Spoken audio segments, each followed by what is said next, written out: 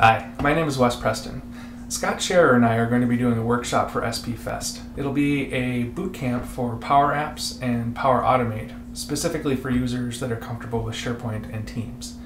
We're going to do something a little bit different this time, where we're going to have a morning session with an overview of both of those platforms, talking through kind of what it does and why it's of business value to folks.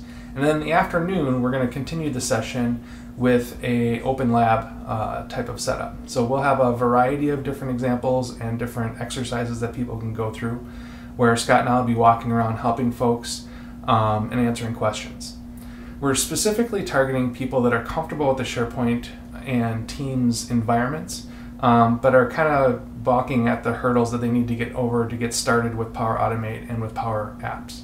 So if you're interested in that and you want to see some low cost examples that have some good business value to them when you're introducing Power Apps, come check it out.